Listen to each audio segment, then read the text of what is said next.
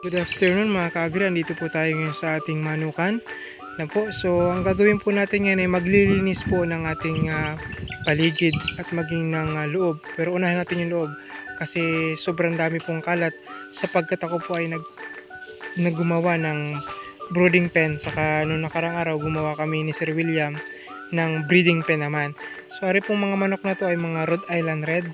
So binili ko po yan kay Kuya's Backyard. Shout out po sir from Kamagsaan, Kapalonga. So mga naka-range na po ano. Okay, so tingnan po natin yung loob ng aking manukan at napakalat. So pagpasensya nyo na mga ka-agri. So ito naman po ay binili ko naman po ito. Saka ito dito po sa may bulala. Ayan po. Kila treasurer. Ayan po yung ginawa nating breeding pen mga ka-agri. Napakalaki po niyan. So yan po, kung makita ninyo napakaraming kalat oh. Ay grabe, ang dugyot oh. So pakita natin naman yung after niya. So dito naman po may nakakulong tayong native chicken, dalawa. So madaragdagan na po yan baka mamaya. Maglalagay ulit tayo ng another na manok dyan. So ito po yung ginagawa ko, grabe oh. May pagka-engineer pala yung aking kamay. Ay charot, di naman. So yan po yung aking pinagkakabisihan. So yan po. Lalagyan ko ng mga sisiw. Ayan o. So lalagyan ko po ito yung screen nitong harap. Para kita ko yung loob. So, pero itong paligid. Ayan. So ginamitan po natin ng kawayan. Oh, galing. Napakaganda mga ka-agri. Pero hindi maganda tingnan itong kalat. Kaya gawin natin. Linisan natin. Bali susunugin din natin yan mga ka-agri. So ito po yung paligid nitong ating breeding pen. Napakalaki ng mga ka-agri. Yan. Kaya niyan hanggang 20 to 30 na inahin. Saka hanggang 3 tandang. Pwede po lagyan ng mga division. So ito naman po likod mga ka-agri. Yung parang kusina na yan. Brooding pen din yan. Lagayan din po yan ng mga sisiw. Tingnan po natin yung loob. So andito po tayo sa loob ng ating breeding pen. So bali 2 hens pa lang at saka isang rooster pa lang po yung nakalagay natin dito. So ito po mga manok ay dito nangingitlog sa lupa. Kunin natin mga ka-agri. So ito po yung ating lagayan ng sisiw pa dito sa loob ng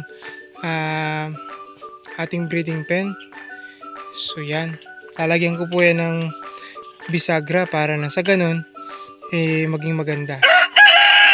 At lalagyan din pa po natin yung ibabaw ng screen. Yan. Pagkalagay ng kawayan, tatakloban ng screen. Ano po? O pwedeng puro kawayan na lang din para po mas makatipid. Ayan yung screen na ginagamit natin, yung maliliit yung hole. Ayan o.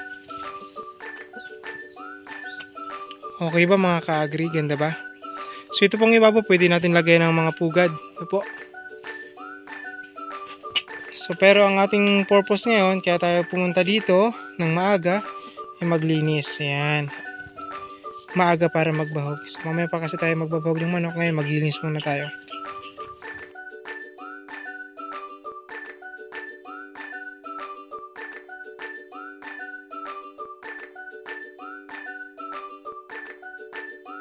So guys, ayun po. Medyo malinis na yung ating so ayan po, sinusunog natin dun sa labas yung mga kalat. So yan, medyo lumiwanag na. Nilagay na natin sa isang lugar yung mga tablang ginamit natin na pang-forma dati nung gumawa tayo ng footing dito po sa ating poultry. Ayan, so luminis na yung paligid po. Ating breeding pen. Malinis na. Maging yung loob. Nilaglag nga lang yung ikakabit nating door. Pati po yung likod na wala na yung mga kawayan na kanina yung nakakalat. So yan, malinis na po. Ayan, napakaganda ng tingnan. Malinis na. So ang kukulit nitong mga manok natin, grabe. So dyan natin nilagay yung mga pako na ginagamit natin. So itong mga to gagamitin pa natin to kaya dyan natin muna sila pinatindig kasi di pa naman tayo tapos talaga ng mga ginagawa natin dito. So itong mga to kapag malapit na silang magpa-breed, ayan, ikukulong na rin natin sa dun sa breeding pen. Tuloy-tuloy lang tayo mga ka-agri sa pa-farm kasi maganda po dito sa buhay na ito. Nakakasiguro tayo ng ating food security syempre mga ka-agri kasi tayo yung pinagmumulan ng mga pagkain po. Ayan o. So hanggang dyan mga ka-agri, keep safe and God bless.